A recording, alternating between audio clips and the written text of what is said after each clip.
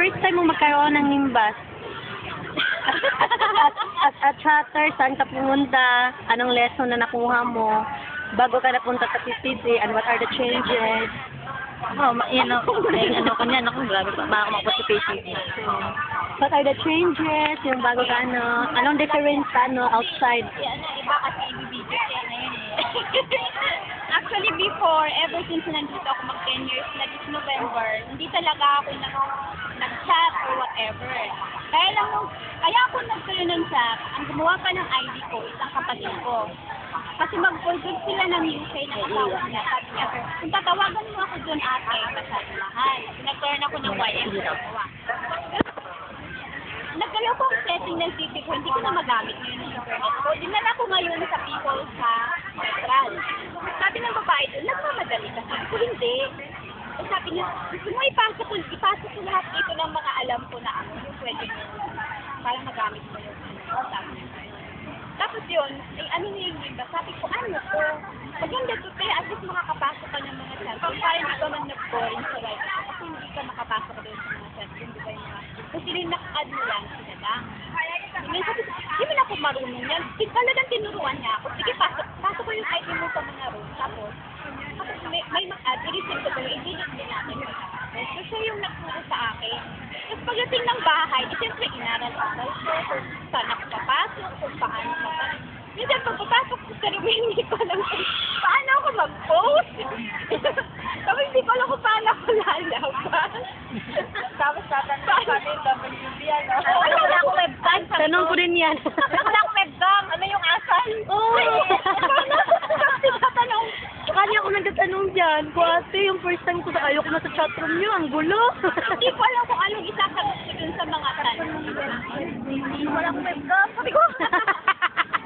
Tapos syempre, yung first time ko kasi hindi ako masyadong marunong. Hindi mga naka-add sa akin ng first time na yun.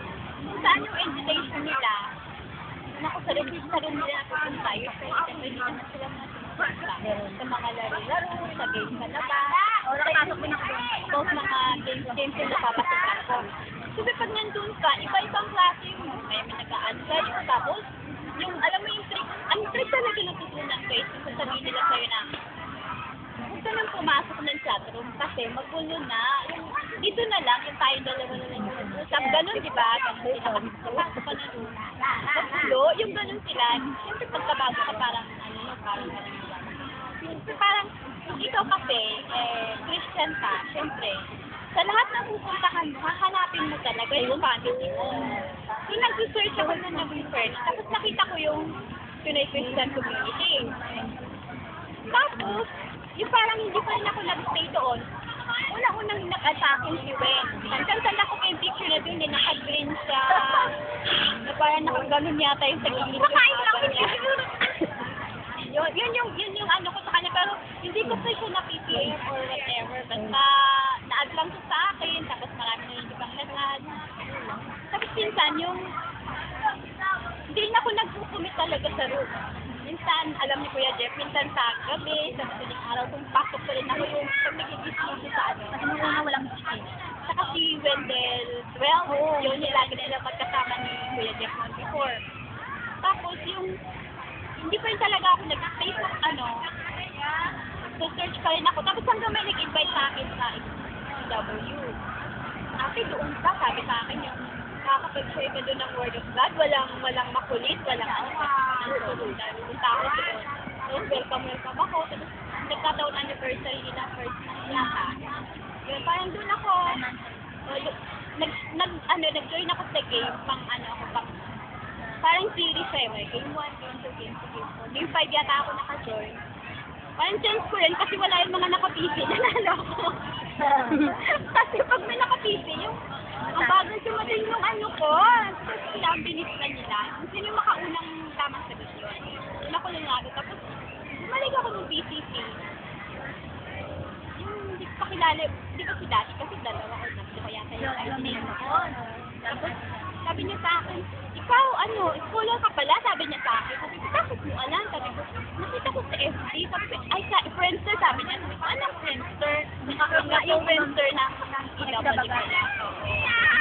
Tapos ako yung ako si Daddy, ako yung ano dito sa room yun, sabi niya. Tapos, yun, parang doon, na-welcome ako doon. Tapos parang doon na ako nag-stay. Tapos umuwi siya. Tapos nung bumalik siya, yun, parang doon na ako talaga naging regular. But yun sa ano natin ito, parang like sa church namin kasi maraming bago na naglilipas. Parang naano rin ako yung nagiging burden ko din sila. Uy, hindi kami kasama ha. Yung sense na yung ano ba, yung pang, Yes. iba kasi yung ano, Tuway. iba yung line of ano nila, line of chat nila ba yun. Minsan benefited ko sila sa kabilang group, pero hindi ko sila nakikita like mag-join sa Bible study, mag-join sa ano. Nandun sila pero ano po sila, period, smile, yeah, pag i-group chat ko sila, aalis sila agad. So, ayoko na mag-include in something na negative, pero syempre yung parang sa akin na mag-umpisa na sa mga negative na.